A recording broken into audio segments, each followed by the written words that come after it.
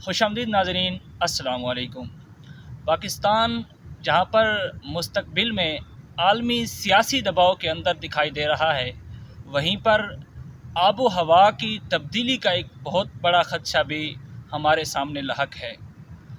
पाकिस्तान उन ममालिक में से पहले 10 ममालिक में शरीक है जिनके ऊपर क्लाइमेट चेंज यानी आबो हवा की तब्दीली सबसे ज़्यादा असरानंदाज हो रही है और सालाना बहुत ज़्यादा मिक़दार में मालियाती नुकसान हो रहा है। आइए इसको समझने की कोशिश करते हैं कि क्लाइमेट चेंज आखिर चीज़ क्या है और इसके हमारी ज़िंदगियों पर क्या असरात होंगे और हम इसमें अपना क्या किरदार अदा कर सकते हैं। दरअसल क्लाइमेट चेंज की बात की जाए तो ये एक चेंजिंग वेदर पैटर्न है, यानी मौसमियाती तब्दीली रूनुमा होती है जो कि जिसकी कई एक वजूहात हैं। और अगर इसकी अलामात की बात की जाए कि हम कैसे ये महसूस कर सकते हैं कि हमारे यहाँ क्लाइमेट चेंज हो रहा है, यानी आबो हवा की तब्दीली रूनुमा हो रही है, इसकी क्या अलामात हम देख सकते हैं।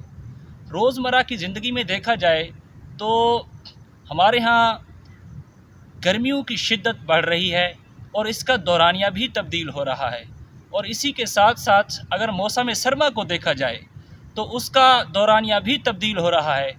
इसका जो बराह रास्त असर होता है वो सबसे पहले हमारी ज़राअत के ऊपर जाएगा, फसलों के ऊपर, कि उनके बोने और काटने का मौसम भी तब्दील होगा।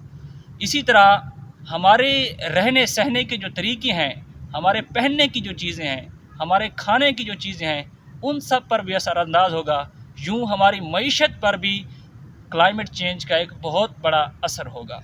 तो वो बर्फ़ानी पहाड़ यानी ग्लेशियर्स जो हमारे नॉर्दर्न एरियाज़ में पाकिस्तान में मौजूद हैं, वो आहिस्ता आहिस्ता पिघल रहे हैं, जिनके ज़रिए से नए रास्ते और नए वसाइल जिसमें मिनरल्स, आयल्स, गैसेस वगैरह हो गई, वो तो निकलेंगे ही निकलेंगे, मगर दूसरी तरफ हमारे यहाँ ओशन यानी समंदरों की सतह भी बुलंद हो रही है, जिसकी वजह से एक जर्मन थिंक टैंक ने ये प्रेडिक्ट किया है कि कराची आने वाले कुछ डेकेड्स के अंदर मुमकिन है कि समंदर के अंदर डूब जाए। ये वो अलामात हैं जिससे हम देख सकते हैं कि हमारे यहाँ क्लाइमेट चेंज वाकई हो रहा है।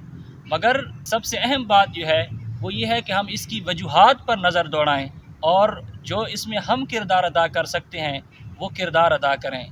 अगर इसकी वजूहात की बात की जाए तो सबसे बड़ी वजह जो है वो जहरीली गैसें हैं जो फॉसिल फ्यूल्स की वजह के इस्तेमाल की वजह से ख़ारिज हो रही हैं। रोज़मर्रा की ज़िंदगी में जो हमारी इंडस्ट्रियाँ चल रही हैं, जो हमारी मिलें चल रही हैं और जो हमारी ट्रांसपोर्ट चल रही है, वहाँ से जब धुआं निकलता है या वहाँ पर जो ईंधन इस्तेमाल होता है तो उनसे कुछ गैसेस निकलती हैं, वो सबसे बड़ी वजह है क्लाइमेट चेंज की। और इससे हटकर अगर देखा जाए तो दूसरी तरफ हमने दरख्तों को भी काट डाला है और ज़्यादा से ज़्यादा अब शहरी आबादियाँ बढ़ती जा रही हैं। ये भी एक अंसर है जो क्लाइमेट चेंज को हमारे यहाँ प्रमोट कर रहा है, और दिन ब दिन टेम्परेचर बढ़ता जा रहा है और हमारी ज़िंदगियों के ऊपर, हमारे मईशत के ऊपर इसका असर हो रहा है।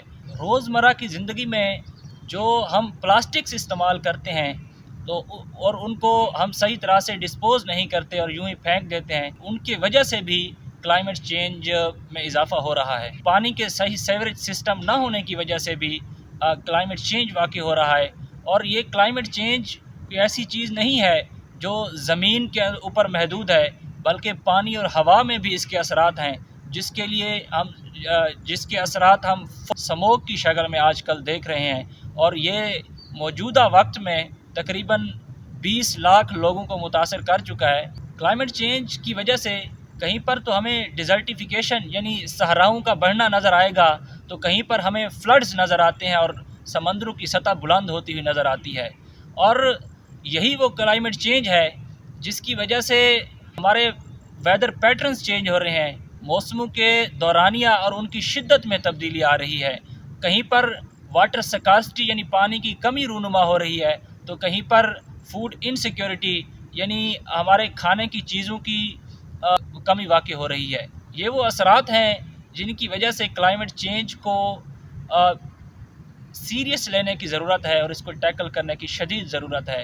ہم اس میں پلاسٹکس کا استعمال کم کر کے، اور وہ گاڑیاں جس سے جو زیادہ دھواں نکالتی ہیں ان کی باقاعدہ ٹیوننگ کروا کر، اور انڈسٹریوں کے اندر جہاں پر پوائزنس گیسز ریلیز ہو رہی ہیں وہاں پر زیادہ سے زیادہ فلٹرز لگا کر، اور فوسل فیولز جو استعمال ہو رہے ہیں ان میں ہم پیٹرول، ڈیزل یا کوئلے کی بجائے اگر سولر انرجی اور الیکٹرک انرجی اور ونڈ انرجی کا استعمال کریں تو ہم کلائمیٹ چینج کے ایشو کے ساتھ نبرد ہو سکتے ہیں۔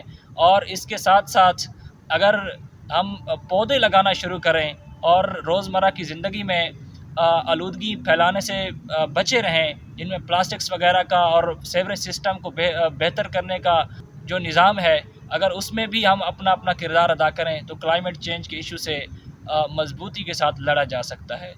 بہت شکریہ۔